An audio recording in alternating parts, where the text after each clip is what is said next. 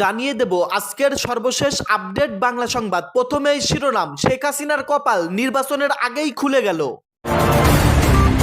এইমাত্র নির্বাচনকে বাতিল ঘোষণা করা হলো এবং ডক্টর ইউনূসকে গ্রেপ্তার।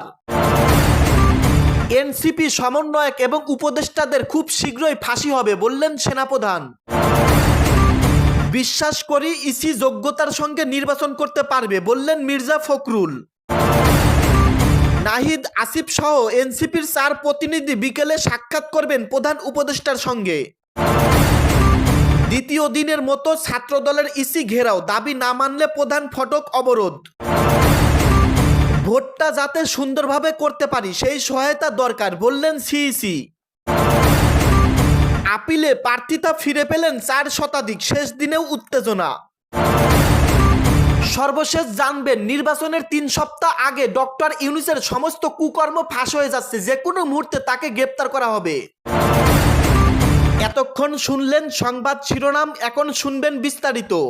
দ্বিতীয় দিনের মতো ছাত্রদলের ইসি ঘেরাও, দাবি না মানলে প্রধান ফটক অবরোধ।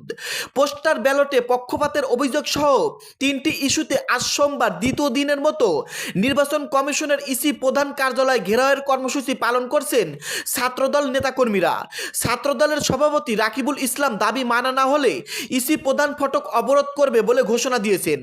আজ সোমবার দুপুরে কর্মসূচি চলাকালে তিনি এই ঘোষণা দেন।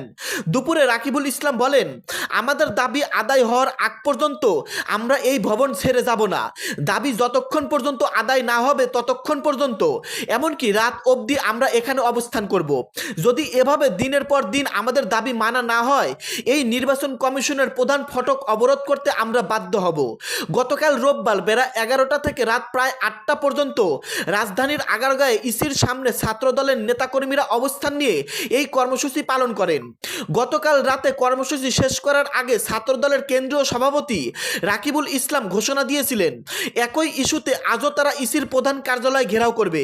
পূর্ব ঘোষণা অনুযায়ী আজ বেলা 11:30টার দিকে দ্বিতীয় দিনের মতো ইসি ঘেরাও কর্মসূচি শুরু করেন ছাত্রদলের নেতাকর্মীরা।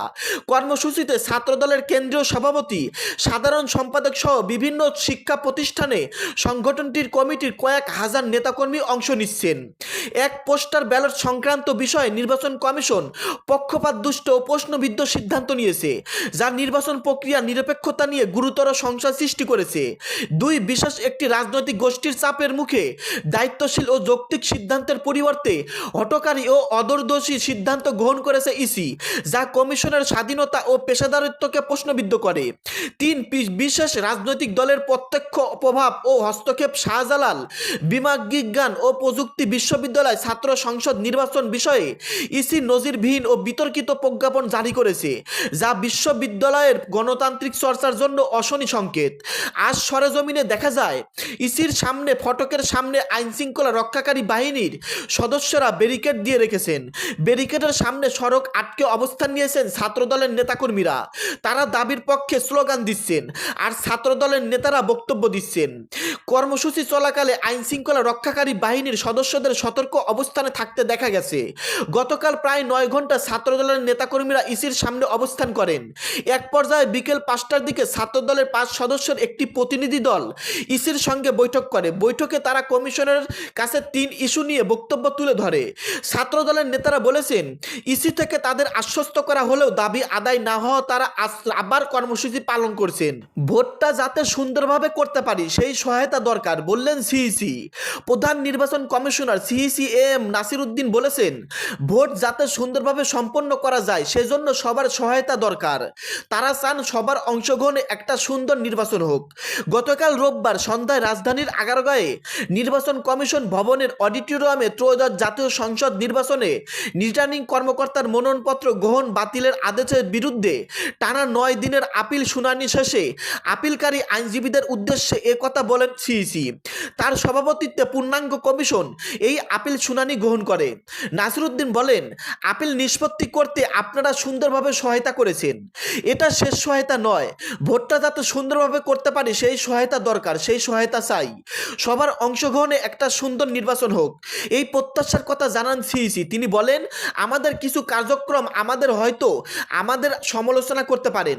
স্বতন্ত্র প্রার্থীদের ক্ষেত্রে 1% ভোটের বিষয়টা আমরা কিভাবে ছেড়ে দিয়েছি এটা আপনারা দেখেছেন, কারণ আমরা অংশগ্রহণমূলক নির্বাচন চেয়েছি। আমরা চাই যে সবার অংশগ্রহণ একটা সুন্দর নির্বাচন হোক, সে বিষয়ে আপনারা সহযোগিতা না করলে কিন্তু হবে না।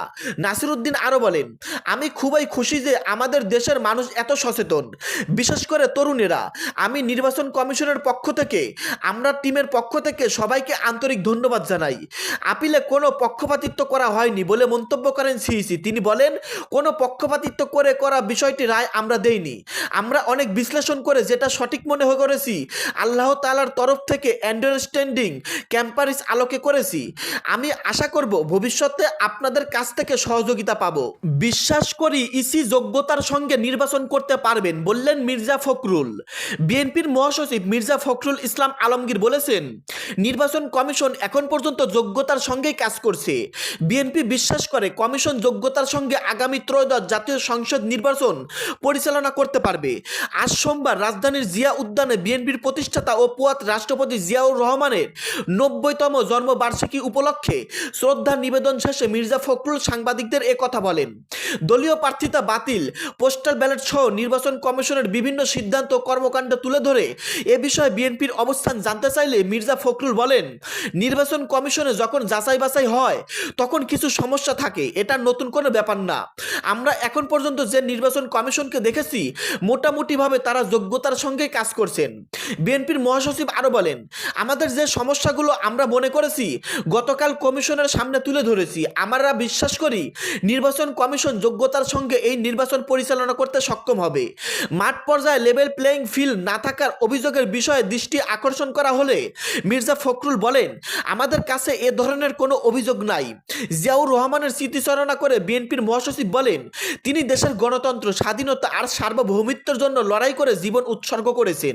তিনি বাংলাদেশের স্বাধীনতা ঘোষণা করেছিলেন, পরবর্তী সময়ে দেশে বহুদলীয় গণতন্ত্র প্রত্যাবর্তন করেছিলেন, সংবাদপত্রের স্বাধীনতা এবং বিচার বিভাগের স্বাধীনতা নিশ্চিত করেছিলেন। বাটমলেস বাস্কেট অবিমিত হওয়া বাংলাদেশকে সমৃদ্ধ অর্থনীতিতে পরিণত করেছিলেন। ধ্বংসপ্রাপ্ত অর্থনীতিকে বাংলাদেশকে গড়ে তোলার জন্য গণতন্ত্রকে প্রাতিষ্ঠানিক রূপ দেওয়ার জন্য বিএনপি শপথ নিয়েছে বলেন মির্জা ফখরুল। তিনি আরও বলেন, এ শপথের মধ্য দিয়ে বাংলাদেশ জাতীয়তাবাদী দল এবং সব অঙ্গ সংগঠন বাংলাদেশের শহীদ জিয়ার আদর্শ বাস্তবায়িত করবে এবং শপথে আমরা আজকে এখানে এসে নিয়েছি। শ্রদ্ধা নিবেদনের সময় মির্জা ফখরুল ইসলাম আলমগীরের সঙ্গে বিএনপির স্থায়ী কমিটির সদস্য সালাউদ্দিন আহমেদ, গয়েশ্বর চন্দ্র রায়, মির্জা আব্বাস সহ দলের বিভিন্ন পর্যায়ের নেতা কর্মীরা উপস্থিত ছিলেন। দর্শক, এতক্ষণ শুনতে পারলেন আপনারা গুরুত্বপূর্ণ নিউজ, গুরুত্বপূর্ণ প্রতিবেদন, আমাদের দেশের কি কোথায় হচ্ছে, নির্বাচনকে কেন্দ্র করে আমাদের দেশে কি ঘটতে চলেছে। দর্শক, বিস্তারিত প্রতিবেদন আজকের এই ভিডিওতে তুলে ধরা হয়েছে। আপনাদের মতামত এই সম্পর্কে ভিডিওর কমেন্টে জানিয়ে দিবেন এবং ভিডিওটি শেষ করার আগে ছোট্ট একটি রিকোয়েস্ট, আপনারা নিউজ এলটিডি চ্যানেলের সঙ্গে থাকবেন। পরবর্তী ভিডিও দেখার আমন্ত্রণ জানিয়ে শেষ করছি এখানেই। সকলেই ভালো থাকবেন, ধন্যবাদ।